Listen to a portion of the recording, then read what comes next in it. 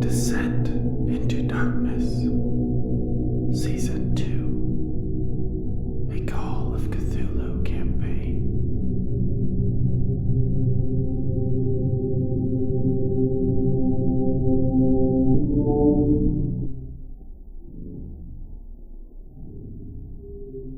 Hello, and welcome back to Deathwatch's Call of Cthulhu campaign, Descent into Darkness. I am Travis, and I will be your keeper tonight. Before we plumb the centuried and shadowy levels of antediluvian myths, let's introduce our investigators. We'll start with you, John. So I'm John, as I'm returning as James Whitmire, who has spent the last 4 months trying to consolidate power in New York's underworld. Are you having any luck? Some success. All right, and then we'll go to you, Brandon. I'm Brandon. I'm returning as Wallace Andrews, MD, a doctor who fell in with some other people in Peru for an insane encounter. And since then, I've been back in the United States trying to make sense of it and trying to decide how to proceed in plumbing further the depths of the mysterious in the world. Yeah, if I understand it, you took some classes at Miskatonic University and joined the Society for the Exploration of the Unexplained. Correct. All right, and take it over to you, Chris. Hi, I'm Chris. I'm going to be returning as Johann Mueller, an elderly historian who's semi-retired and doesn't believe any of this. All right, and finally, Justin. And I'm returning once again as Lance Monroe, museum curator of the occult that has expanded considerably since our time in Peru, and he has spent his time since then delving into the powers that he received due to his brush with an elder god. He is very excited to once again be diving into another chapter of the elder gods and their dark powers. Have you used it on anybody in the meantime? No, although he is becoming increasingly suspicious of Mr. Rupert Merriweather and his ties to some of the more occult things. Well, speaking of Mr. Rupert Merriweather, our scenario begins with each of you having been invited by him to join a fraternal organization that's newly arrived in Boston. This organization is called the Hermetic Order of the Silver Twilight. Its members are drawn from the upper crust of Boston society, and the order already has a growing reputation for its discussions of philosophy, politics, and other important matters within the congenial atmosphere of brotherhood. So our scene will open up across the Charles River from Boston in the fashionable Cambridge neighborhood. And James, if I recall correctly, you were one of the characters to arrive early to meetings from our last season. So we'll open the scene with you standing outside of a 3-floor structure that appears to be newly erected, and it's vaguely Romanesque in its style. The landscaping surrounding the place is immaculate and private, with hedgerows and fences blocking sightlines from the street into the grounds. Although it appears anyone at all could wander up to the building if they so desired. Taken with the rest of the buildings in the neighborhood, the Lodge Hall stands proud, but just shy of the kind of arrogant extravagance that would make it stand out. So you're just standing out there in front of this building, which is the address that was included in Mr. Rupert Merriweather's letter. What would you like to do? So was this the trying to think of what it was, the Society for the Exploration of the Unexplained headquarters? No, the SEU is it's like a college society. It's pretty informal. They only meet in the Orne Library at the Miskatonic University. The Hermetic Order of the Silver Twilight is a fraternity, kind of like Illuminati, right? No, like what, Masons, that sort of stuff. Skull and Bones. Skull and Bones. In this time period, fraternal organizations are pretty big with, I think it's 1 in 5 or 1 in 4 men belonging to some fraternal organization or another. Of course, they have smaller ones, like if you're a police officer or something like that. But yeah, so this is a totally separate entity from the SEU. What's your education stat? That is, let me find it real quick. 80. Is that right? Yeah, EDU, right? 80. So yeah. You just know that the definition, or one of the definitions of hermetic, is relating to or characterized by occultism, alchemy, magic, or whatever is obscure and mysterious. Okay. Was I able to, or did we know what this building is normally used for? So as I mentioned, it's been newly erected, so it looks like it was built just for this purpose. Okay. Well, can I do a, what would it be? Like a spot, or what would it be in this? What are you trying to... I just want to see if there's anything that's seems off to me about the building itself. Or yeah, go ahead and give me a spot hidden roll. An extreme success. So even though you didn't see anybody when you first arrived, you see like a groundskeeper start working his way up towards the front of the building. Evidently, he was in the back, and he's trimming the hedges. But you kind of know a tough when you see one, like a bruiser, right? Okay. He doesn't look like he's doing a very good job at trimming the hedges, but he sort of glances at you and returns back to his work. Okay. So with that, I'll start making my way to the door. I'll keep an eye on him, though. All right, so you walk walk to see up. if I can get inside. Yeah, sure. Well, you're expected by the invitation at this time, so it's just a matter of going up to the heavy oaken double doors, and they have the lion with the bronze ring in its mouth for a knocker. Or are you trying it locked? No. Are you just going to open it up and go inside? Well, yeah, I'm expected. Yeah, so that main door opens up into a foyer with a marble floor, and in the center of the foyer is a beautiful electric chandelier. And there is a man wearing a white coat and black slacks, and he's got white gloves on, and he looks at you as you arrive, and he's like, "May I help you?"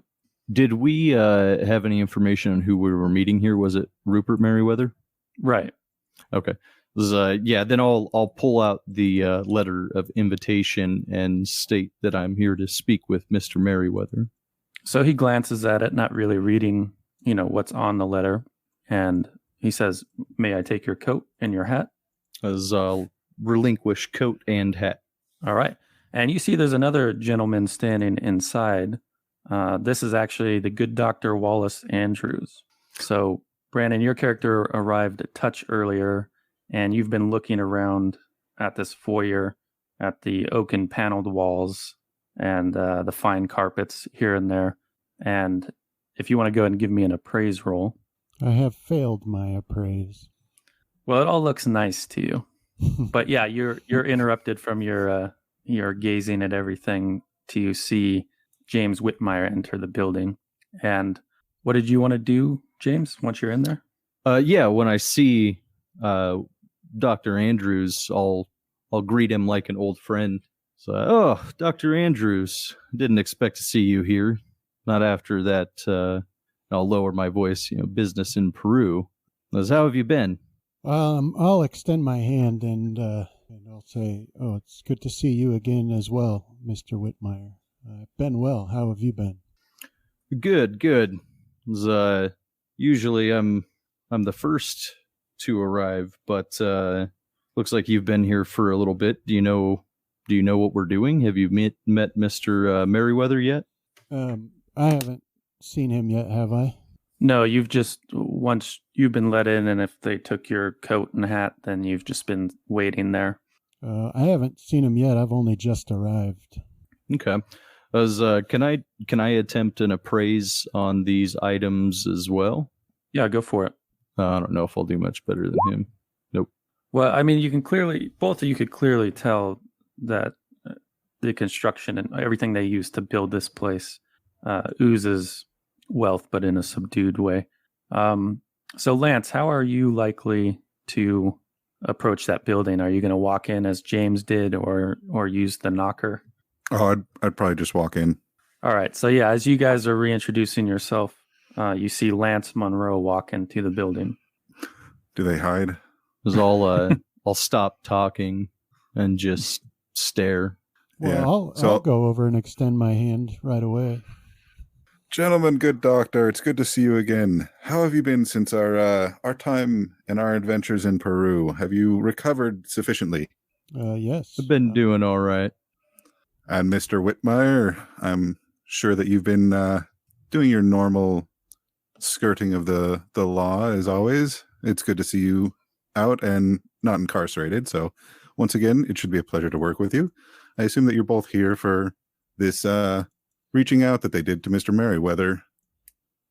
Yes, I received an invitation from him. Yeah, I got one too.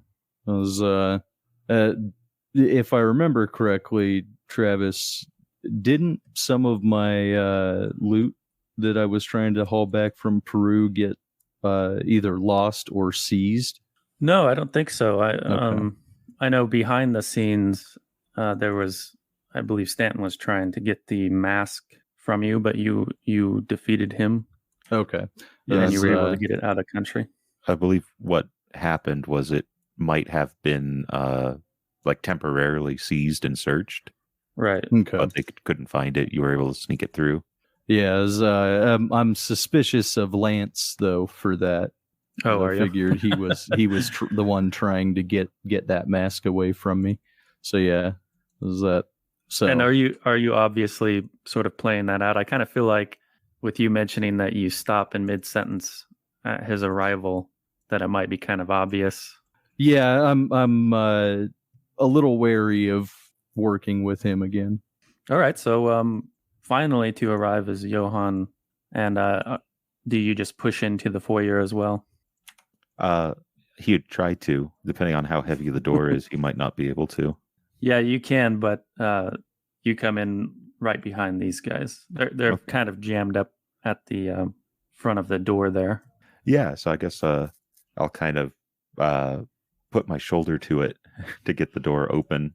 You know, not more relying on like my body weight to kind of push it in. Yeah. So even though you can see that it's pretty heavy, it's well set in the frame and it swings easily Okay. outward. All right. So yeah, then for the rest of you guys, you see a person you haven't met before. Do you want me to describe him, or Yeah, go ahead. aged and stooped, somewhere in the age range of like 70 to 80 years old.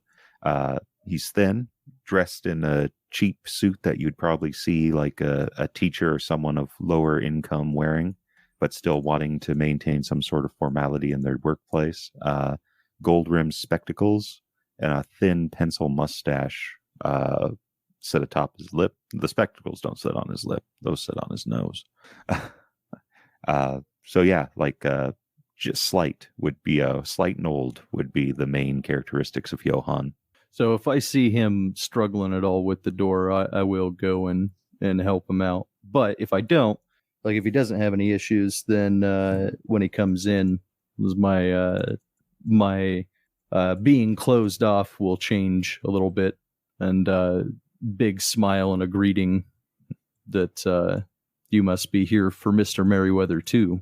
Well, yes, indeed. I'll kind of squint at Whitmire. I'll shake I or don't- put my hand out and say, James Whitmire. I'll transfer the cane to my left hand and shake Whitmire's hand. And, I'm Johan Mueller. Good to meet you, sir. This is like, come this way, and I'll gesture to Dr. Andrews and say, this is Dr. Andrews. Herr Andrews. Pleasure to meet you, I'll sir. extend my hand. A pleasure. And then not stepping out of not showing any unkindness, I'll introduce, you were a teacher, is that right, Monroe? Oh, Monroe. No, I'm a You're- museum curator. Okay. Then, do you have any type of title at all? No. Okay. I'll introduce Lance Monroe. Herr Monroe. I'll extend my hand. It's a pleasure to meet you, Mr. Muller. And after shaking Mr. Whitmire's hand, you may want to count to ensure that all of your fingers are still attached to your hand. I kid. He's a good man, and he served us well when we were in Peru. Are you, sir, from the this Hermetic order that we have been reached out by, or are you joining us via Mr. Merriweather? Nein, I'm here on Mr. Merriweather's invitation. He's a good man. He is indeed. I'll look at my hand to make sure that all my fingers are there, and then wipe it off on my my suit vest. Okay, so the serving man, done with putting all the coats in such away, comes out and he says, "Let me lead you to the reception room where you can wait in more comfort. Is there a drink or perhaps a morsel I could get for you?" Yes, good sir. I'll definitely take a gin and tonic if you don't mind. I'll ask him if he has any tea.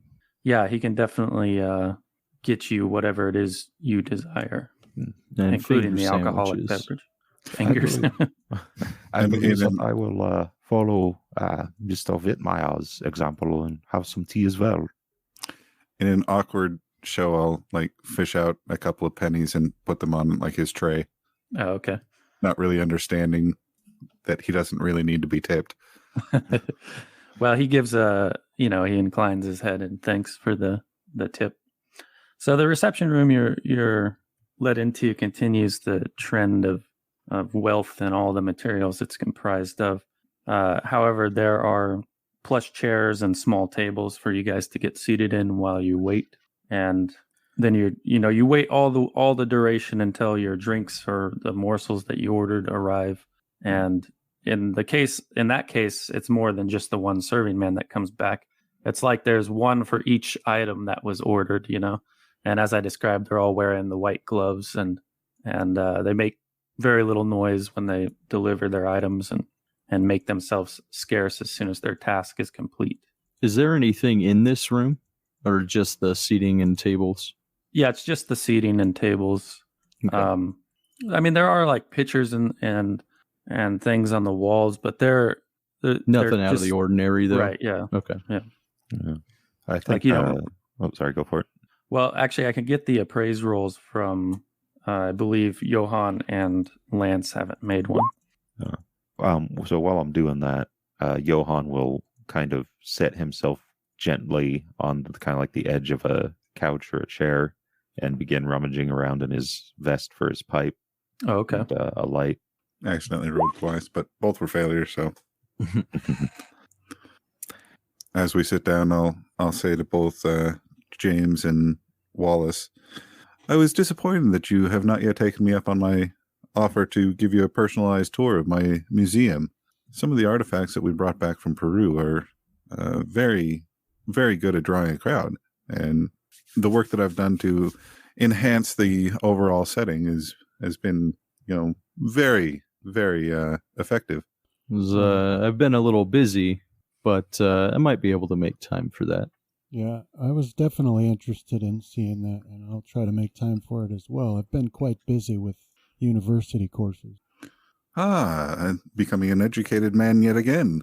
So what kinds of courses outside of your doctoring are you studying these days? Well, if you'd believe it, I can't remember. You do not seem to be one of advanced years, Mr. Andrews. You should not be forgetting so easily. Yeah, what course was it specifically? That's a good question. I don't remember either. I can't find where I had written it down. Was it in your journal? Well, Were it you was trying the to learn more about college. Occult stuff, or Yeah, what it were was something you? to do with occult stuff. I can't. What was the name of this But building? it had a name. I can't. So it's John. It's the lodge hall for the Hermetic Order of the Silver Twilight. Well, while he's trying to remember what exactly it was he studied, you see the familiar frame of Rupert Merriweather along with a tall man in his 30s, enter the reception room there. The man he's with, the one in his 30s, has an aquiline nose and long red hair, and they both walk with the aid of canes, although the younger man appears only to have his as a fashion statement.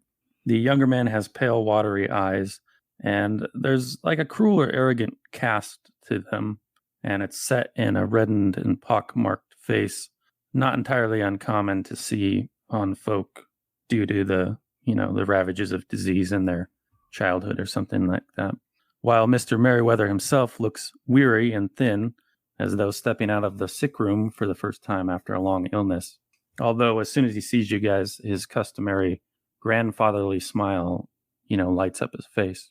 Mr. Andrews, Whitmire, Mueller, and Monroe, good to see you. Thank you for accepting my invitation. How are you all doing?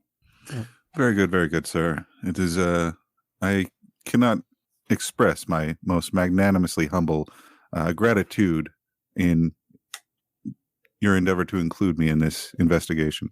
I'll shake his hand as well and thank him for the opportunity. And Mueller, it's been a while. It has, Herr Merriweather. It is good to see you again. I have been overworked and had to take a sabbatical. Oh, yes, I know it well. Age doesn't help at all, as I'm sure you understand. It does not.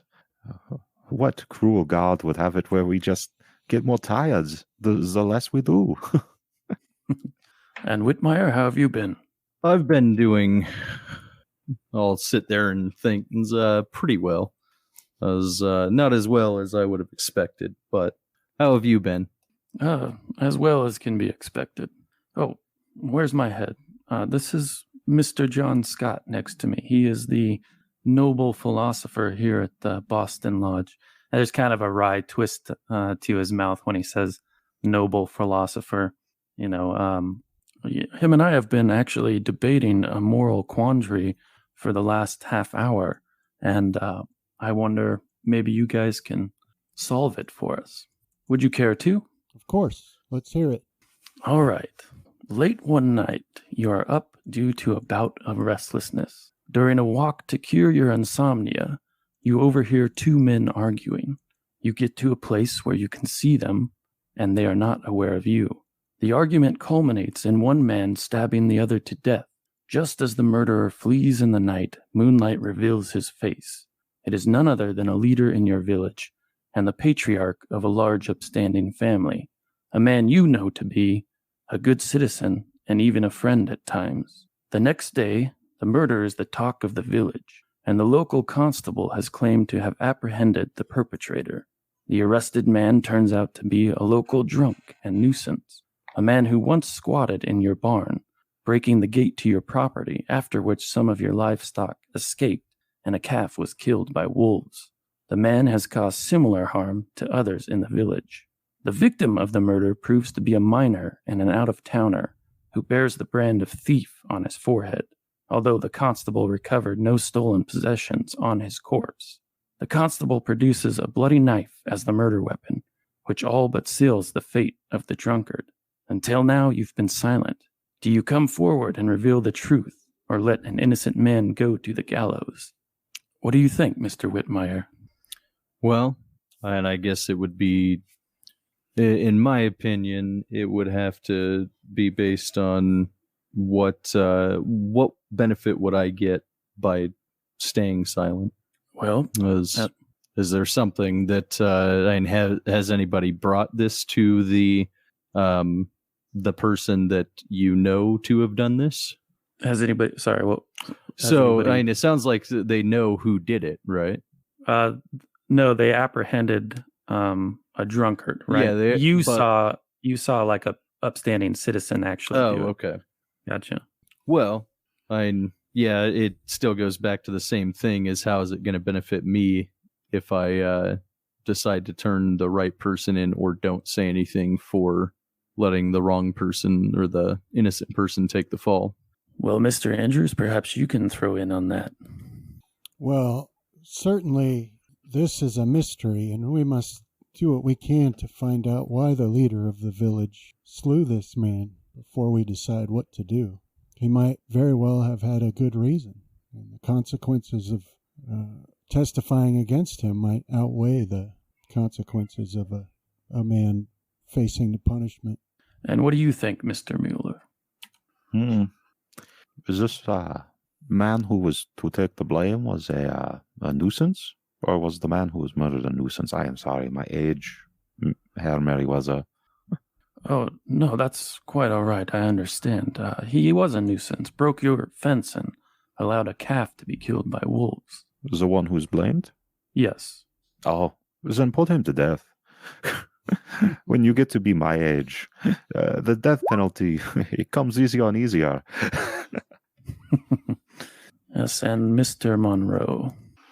So I'll stand up and I'll kind of unbutton my coat and put my hands on my hips in a pontificating gesture and state, well, sir, if you're speaking strictly from a moral standpoint, then the obvious thing to do would be to out the man that had murdered the young waif that had wandered into the village and let the drunkard face his own charges on his own merits. While he may have done wrong, he most certainly should only pay for the crimes that he had committed rather than the crimes that he did not. That being said, though, when you're speaking of morality and ethics, there is some gray room on whether or not to actually follow the best course of action. Has any of what the others said helped you arrive to a decision, Mr. Whitmire? Well, and the person that's being blamed for this is already a nuisance. He's already cost you a calf, and the person that died was branded as a thief. I mean, it's plus the fact that there could be something in it if the upstanding citizen or the leader of the town knows that I know, or that you know, that they're convicting the wrong person. So I would say nothing to them, but use it to your advantage. Like say nothing to the law, I guess. Right. So then John Scott speaks. So you see, Mr. Merriweather, they take my side on the issue, except for Mr. Monroe, of course. Well, I think Andrew's... Sorry, what did you come down on? Well, I had said that I would need to hear from the leader of the village why he had killed the man, because his stature and his history as an upstanding citizen at least earned him the benefit of the doubt, and he might have a good reason. This is Scott speaking. Well, I suppose nested in the moral quandary is the idea that you've now come to the decision point. You must either give up the upstanding citizen or let the drunkard go to the gallows. So which do you choose? Putting me on the spot, I, in this case, would choose to keep my mouth shut and let justice play out as it is. Ah, so it seems we are tied up after all. And then Merriweather says, well, enough of that. Thank you all for coming. I've been a member of this order for a few months now, and they are looking for a few good men. So I thought about you gentlemen. If you'd like, we could have a tour of the lodge hall if you'll just follow me. Hey, so sorry, go ahead. Keeper, can I do some sort of a check to determine if I can see if Merriweather or Mr. Scott are disappointed by any of our reactions? Yeah, actually, that's a good idea. Why don't you all throw out a psychology roll? You can have a bonus one on that one, Brandon. Yes. I'm sorry, which roll did you want? Psychology. So it looks like just the ever, what's the word? Oh, it doesn't matter. It was Monroe. You got the success there. So while the rest of you can't really detect what the two men think of it one way or the other, Monroe, you're able to detect that Scott is disappointed when he was listening to the investigators that came down on just letting the innocent man go to the gallows. Or no, he was disappointed on the ones that wanted to give up the upstanding citizen, while Mr. Merriweather was disappointed in those who would let the innocent man go to the gallows. If that makes sense, that's what you're able to pick up out of that. And Don't forget your check marks, guys, for those that had successes. It doesn't look like... I've never had a success. Yeah, I've got mine from my spot hidden. This entire But- second season, I haven't had one success. But noting that Mr. Merriweather seemed to appreciate the fact that, we didn't want an innocent man to die for it, that'll increase my considerations of him. Okay, so Mr. Merriweather and Scott lead you out of the reception room through the foyer into a nice lounge where there are several other men seated. Okay, so this lounge it looks like an informal meeting place. It's like a larger version of the reception room where you have overstuffed chairs and small tables bearing electric lamps, which are the only sources of light in the room. And there are 4 servants posted around just waiting to take orders from the various men you see gathered there. So Mr. Scott is saying, well, this here is our lounge. This is where most of us meet. You'll see men here throughout the day. They come here on their lunch breaks, after work. They need time away from domestic responsibilities, here to discuss topics with other members. Let's make some introductions. So he walks you up, see those 3 men seated around the table. So he says, here you have Philip Valerio. He points out that man. Valerio has like a baby face. He's holding his drink with a cocktail napkin like between his fingers and where it touches the glass. And Sorry, what was his first name again? Philip? Philip. And Yeah, his so last he's- name? Valerio, yeah. You guys have the map, right? You're on the map? Yeah. Okay. Yeah, and so he's bespectacled. He's got brillantined hair, so that means they put, the grease in it, and a baby face. He's dressed crisply in a pressed shirt, trousers, and suspenders. And next to him is a man with graying hair that would be Wayne Nichols. And he has thick eyebrows, a long pointed nose, and ruddy cheeks. But he looks inexplicably relieved upon your arrival for whatever reason. And also there's James Clark. He's tall and dark and smoking a cigarette. And that smoke filters up around his prominent cheekbones and thick black hair. So yeah, Scott says, this is Mr. Valerio. He's an accountant. And if a dragon were to burst from the bowels of the earth, he would bore it to death, wondering if it had put its hoard into a tax haven. And for Philip's part, he's like, fresh meat. This here, the gray-haired man, is Mr. Wayne Nichols, Detective Wayne Nichols, actually, an investigator of homicide. Ghastly. You guys can make a psychology roll at this point. So used to double clicking things. Right. So how do we do this time? Moeller and James. So yeah, you guys, as I said to all of you, he looked relieved at your arrival. And that's what you guys pick out more of. It's like he's kind of been waiting for you. This detective's been sitting here waiting for you guys to arrive. And then Scott points to the smoker and he says, and this is Mr. James Clark, a successful attorney at law. He is the Clark in Antonello and Clark. I do hope his inclusion in our fraternity does not give us a bad name. And the man over yonder reading the paper, you guys see that man up in the corner of the room, with the rude manners is Mr. Carl Stanford, a businessman, and his man Max Reed. Carl just gives kind of like a faux grumpy wave as though he cannot be bothered, although a smile lights his pudgy face. Max Reed, his man, gives a nod like Boba Fett gave to Princess Leia when she was disguised as a bounty hunter during the Jabba's palace sequence to each of you. And I'll take a spot hidden roll from everybody. It would have to be a hard spot hidden. Oh, I couldn't even finish or get a success on a regular. So I don't see any hard success. I just wanted to ask real quick, should I be seeing these people's names on the map? Because I'm not. Do you see their tokens? Yeah, Yeah. Names? but no. Does anybody else see names? No, I only see my name. Okay. Well, let me go through it then. So I thought that would show the nameplate to everybody. Okay. So that's Mr. Philip Valerio, babyface with the brillantined hair. That's Detective Wayne Nichols. This is the lawyer James Clark, Carl Stanford, and Max Reed. Okay. I'll figure out how to get those nameplates up there next time.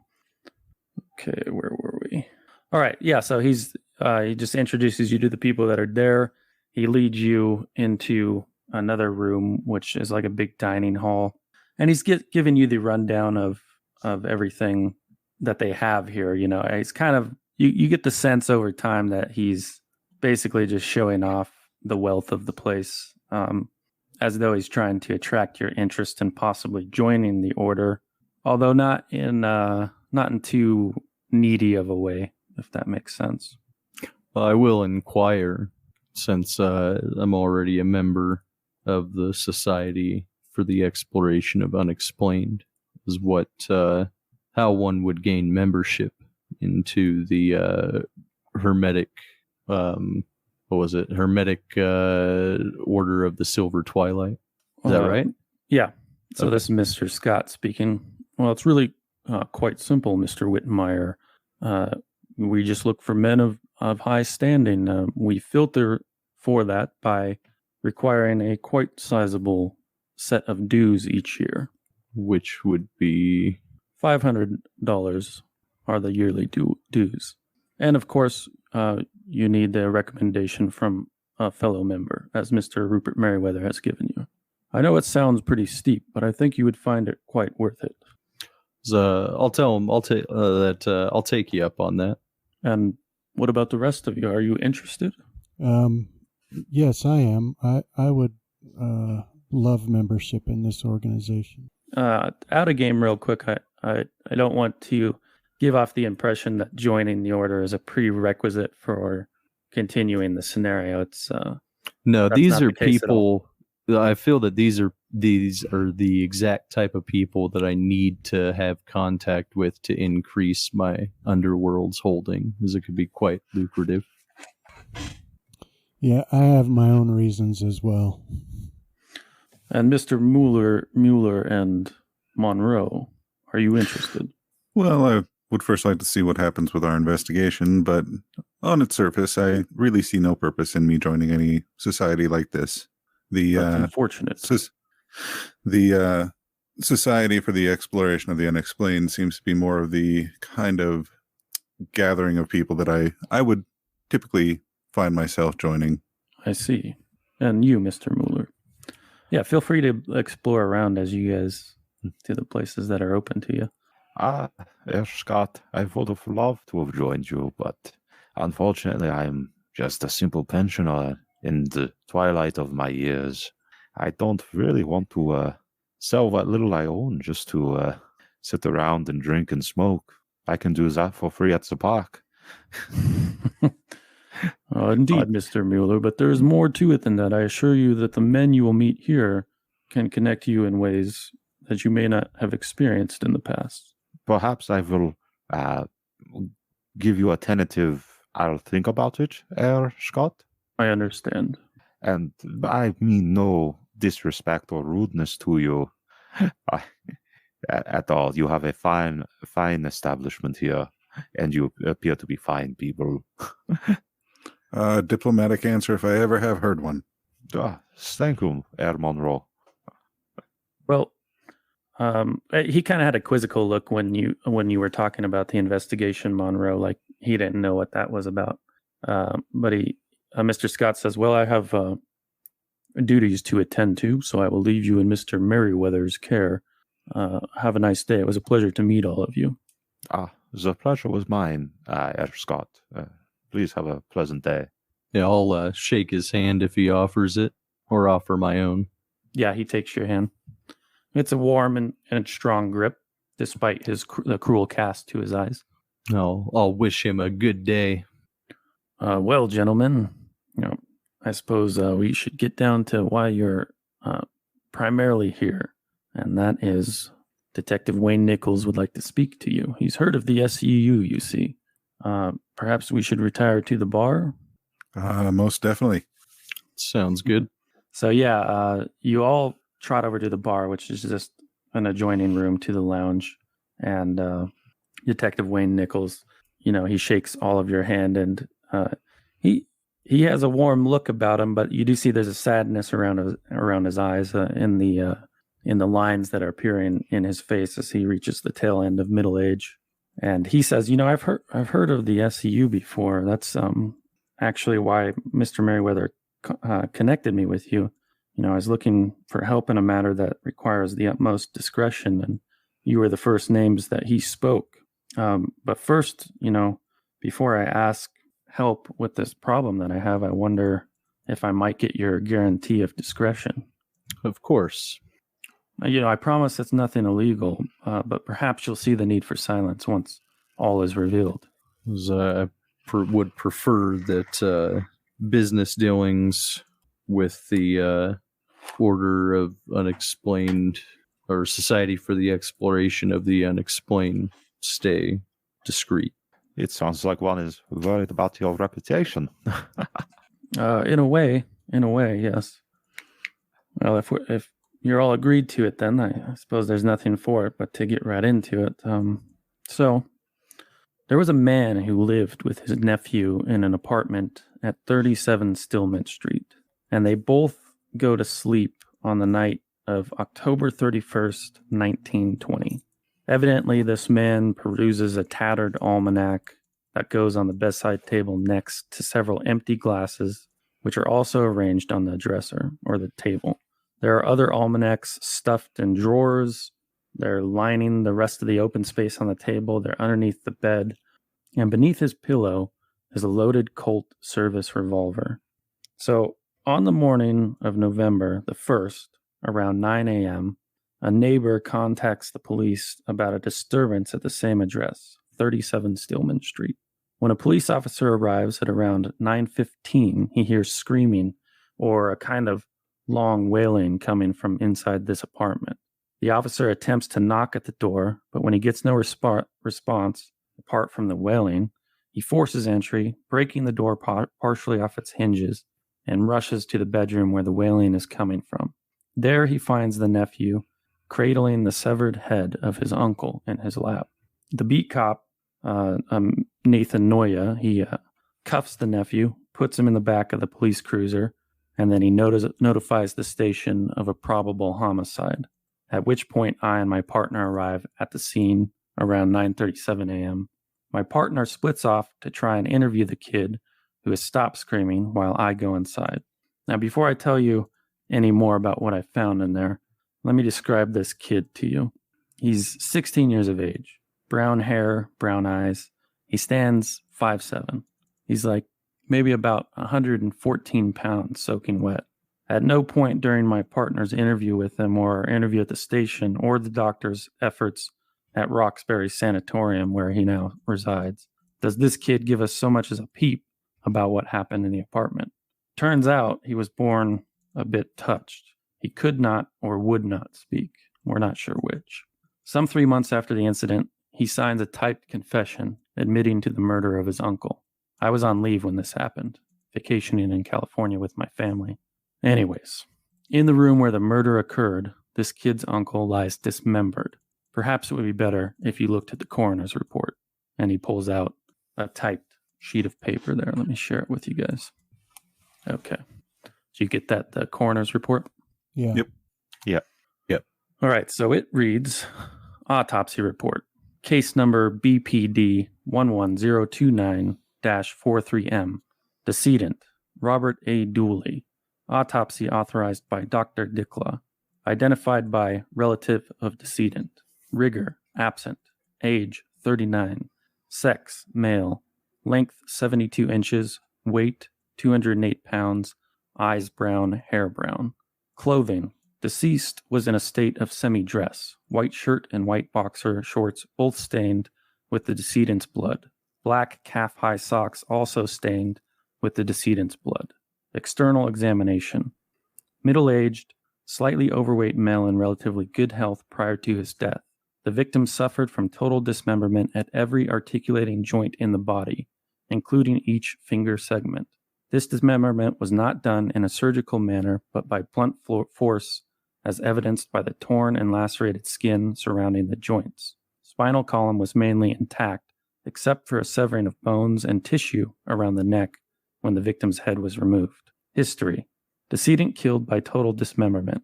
Cause of death was blood loss during the dismemberment process, likely upon the removal of an arm from the shoulder joint or the separation of a leg from the pelvis. Pathology. It is this doctor's opinion that the medical evidence in the case suggests that an extremely strong human subdued the decedent and then began the dismemberment process while the victim was dazed or in a state of shock. The victim then suffered a period of unconsciousness, followed by death from loss of blood incompatible with sustaining human life.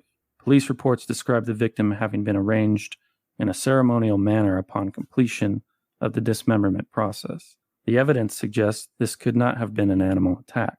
The killer may have used a tool to aid him. However, no blades were used on the victim. The doctor would like to note he has never seen anything like this in his 20 years of practice. So yeah, after a moment of letting you guys read that over as you pass it amongst each other, Detective Wayne Nichols asks, I'm curious to know what, just based off this preliminary sort of description I've given, what conclusions you've drawn thus far. Any thoughts? Can I trouble you to share that again? Yeah, sure. I'm not able to click on it in the sidebar. Won't bring it up. My good investigator, it mentions in the report that the body was arranged in a ceremonial manner. Could you elaborate on that? Yeah, definitely. One sec, let me share this with Brandon. Can you interact with it now? No. Huh. Can the rest of you? Yeah. No, once I closed it, it wouldn't reopen. Is it back on the screen for you? No. But Well, I can reopen it. yeah. It's okay. Maybe it's just a latency issue. Yeah, I can look at it later. Okay. So yeah, anyhow, Monroe, you asked that, or you were curious about how the body was arranged. Yes. Yeah, you see the various pieces and parts of the victim were arranged in a spread eagle pattern.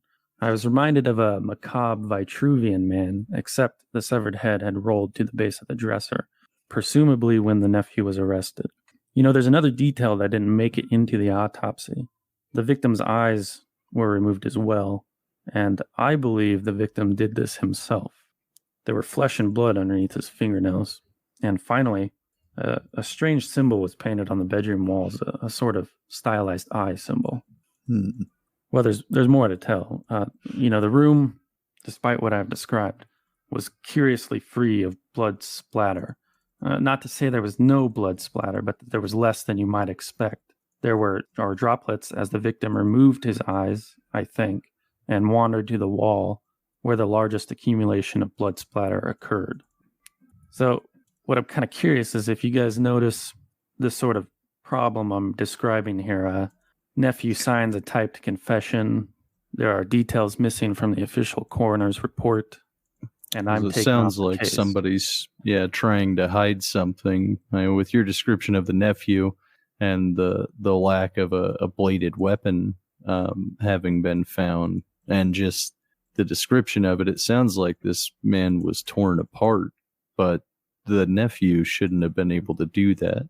I've seen some strange things even recently, but I don't see a kid tearing apart another person like that. Neither do I. I never liked him for the perpetrator. But I assure you that as soon as Roxbury Sanatoriums and the doctors there show he's fit for trial, he'll spend life in prison, if not, ride the electric chair for it. There's a little bit more to tell. Well, before, Lance, what rituals do you know of or have you heard of that would require something like this? So is this an occult roll? Yeah, let's get an occult roll from the occult people. So yeah, you guys both understand, like death cult behavior or death rituals, that this could indicate, somebody trying to gain power by this sort of stylized killing. Mm-hmm. And the eye symbol strikes a chord with you, Mr. Mueller, as you are familiar with an eye symbol in the past. But the detective continues. So the house at 37 Stillman was filled with old papers and other knickknacks, and not in a tidy manner, as I've described. So this bedside table was loaded with cups, and there were many and varying almanacs. Unlike the rest of the house, the bedroom clutter was arranged neatly, with the cups in ordered rows. Like there was still a ton of it, like you'd see in the rest of the house, but there was this contrast where it almost looked like a separate person had taken these things and ordered them just so. Anyhow, so this is a real odd one. Most of the victim's blood, besides those few droplets I described, and I'm talking a few pints here, were placed in the empty cups, or so I think, having a colleague of mine match the victim's blood group with the blood found in the cups. When I left the scene, I took one of the sports almanac, the one that was open on the bedside table. I put it in my jacket pocket, and I quite forgot about it. And then some months later, it had fallen off out of my coat into our service car. I saw it picking there. I picked it up, and I opened it, not really thinking anything. And this is what was inside. So he passes that off to you. A good detective. Did you do fingerprinting analysis on the glassware? We did. We didn't get any other prints in Mr. Dooley's room except Mr. Dooley's prints. Not even the young man that was staying with him? Evidently, he doesn't go into his uncle's room. Well, anyhow, yeah, take a look. He hands you that. Can you guys see the almanac? Yeah, because I had to go open it from the handouts. Yeah. And I had to do the same. It did open for me too. Okay. So you can see it's this one phrase in Latin over and over. The whole book is like that. Just one phrase in Latin. I had it translated. It's roughly says this: the church was to be my body, but now it is gone, and I am blind, forever in the dark. No sense but the sense of time. God help me. All right. So, with all of it told, you get the nephew. We have a typed confession. The captain forbids me from pursuing the case any further. And the reason I've come to you is because I don't believe the nephew is responsible for the murder. And according to the victim's journal, which we found, and it was entered into evidence, he ran afoul of a group of men he described as college boys. From what I recall, he tried to warn them away from fooling around in an old house across from his shop that folks say is haunted. When they ignored his warnings, he called the police. From that point on, they threatened him whenever they were in his neighborhood. One morning, he found a severed pig's head on the doorstep of his shop, if you can believe it. I considered doing this in my spare time, but I found that certain evidence had been lost. Mr. Dooley's journal, for one, the blood samples, photographs taken at the scene, and anything else not on my person that day that this happened, and such as the autopsy report and the almanac. As you can see, should you decide to investigate this matter on my behalf, which is what I'm asking, discretion is a must. I don't really have any solid leads at this point, besides what I've already told you, which is why I wanted the fresh minds on the case. So what do you guys think? What are your thoughts on it? Well, I would be more than happy to help you with this. And do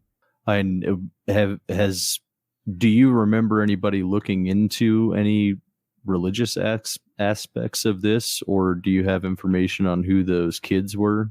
No, you've got quite a few colleges here. You have the University of Boston, you have Harvard, you have MIT.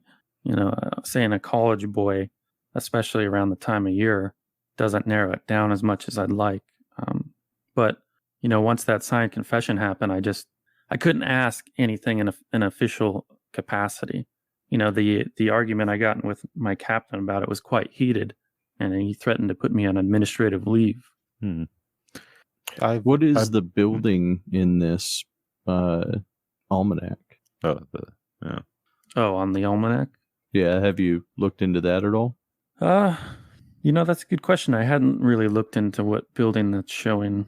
War Information Edition, the World. Because aren't we in 1920 right now? 1921. It's about 1920, yeah. Late June.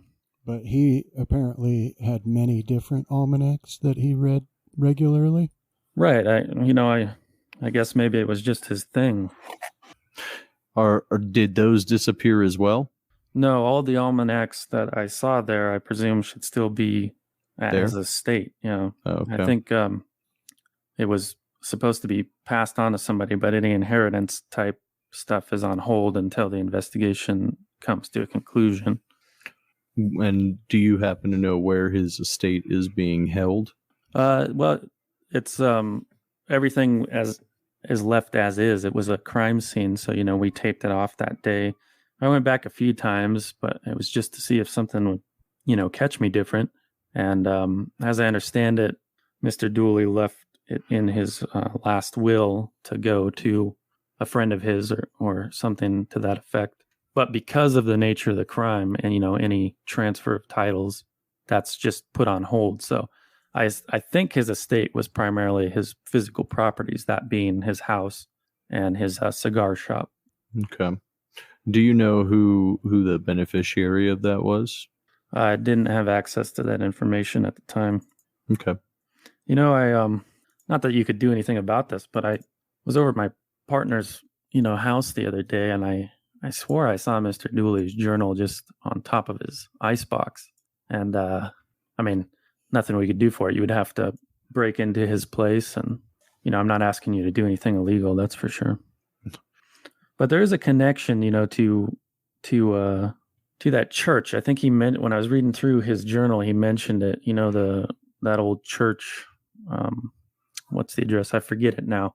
But there's an old church, abandoned, destroyed church that Mr. Dooley mentioned in his journal. And he said that the eye symbol he said that there was an eye symbol painted on his front window along with that severed pig's head. I thought there was a connection there, but as I said, I haven't really looked into it myself. And I'm afraid that's really all I can tell you at this stage. Anything else you guys would have to find on your own. That is, if you agree to take this up. Well, as for me, like I said, I'd be more than happy to do you this favor. As would I. My good detective, first of all, I would like to commend you for your exhaustive attempt to find the actual perpetrator of this heinous crime, and I would love to assist you in this manner, and I assure you that discretion is my nom de plume. Of course, detective. Whoever committed such a heinous act should be brought to justice, and at the very least, if it wasn't the nephew himself, he most likely did not work alone. If the horror that you described was... I do not believe that he could have done it alone. Too organized. No, I think, just saying he's 5'7", 116 pounds, that gives you the idea that he wouldn't be able to.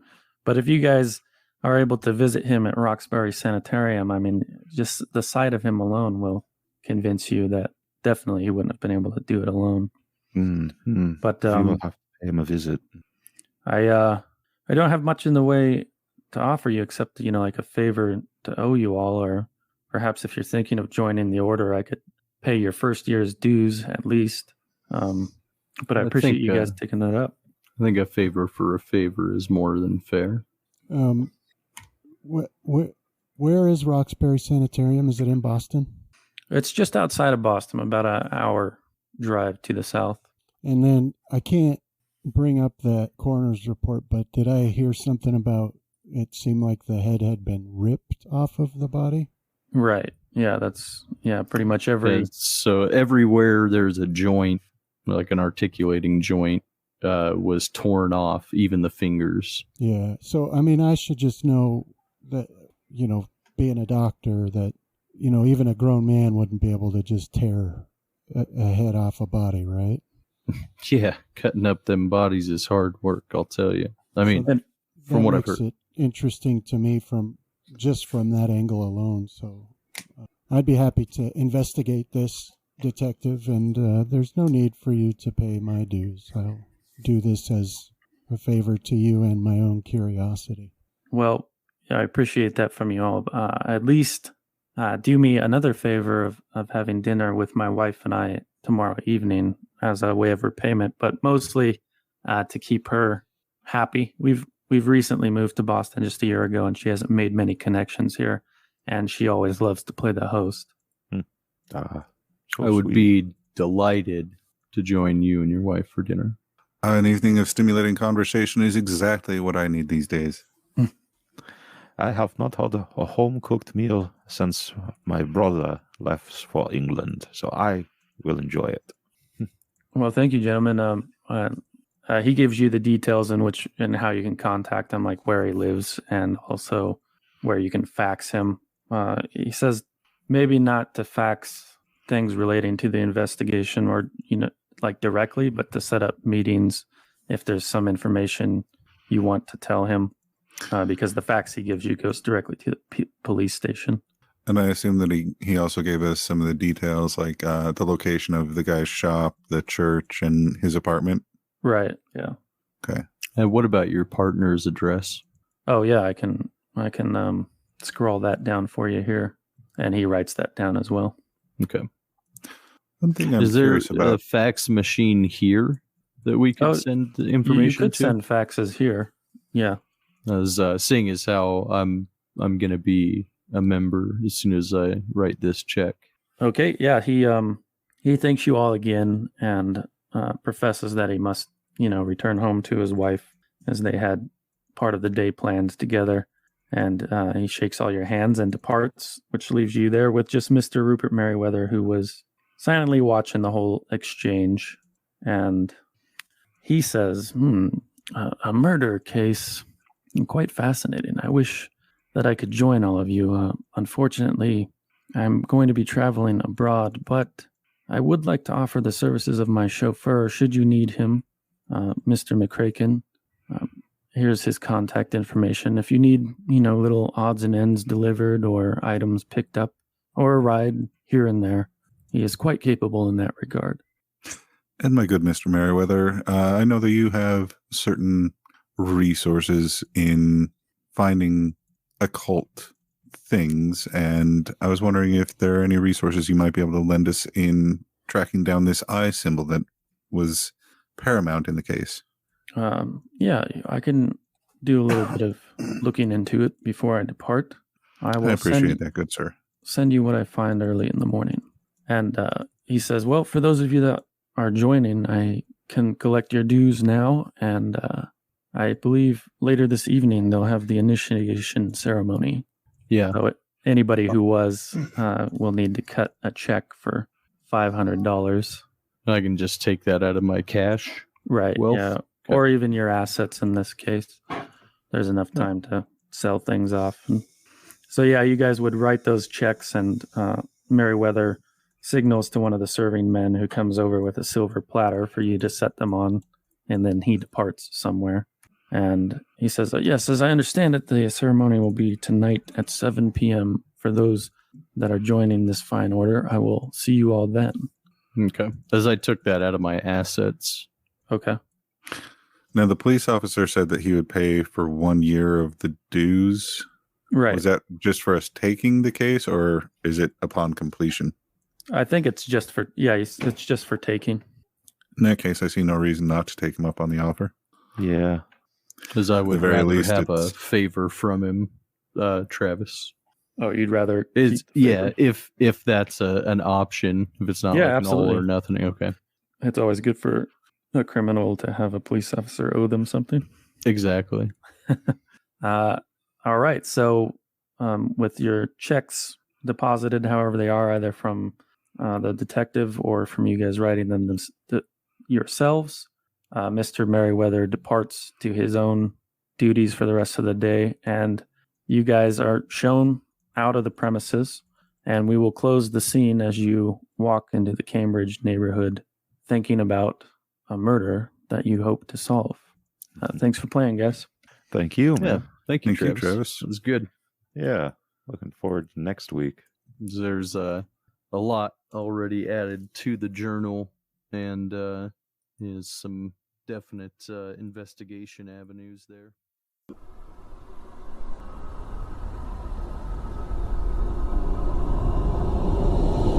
This has been a Death Watch production. Thank you for listening.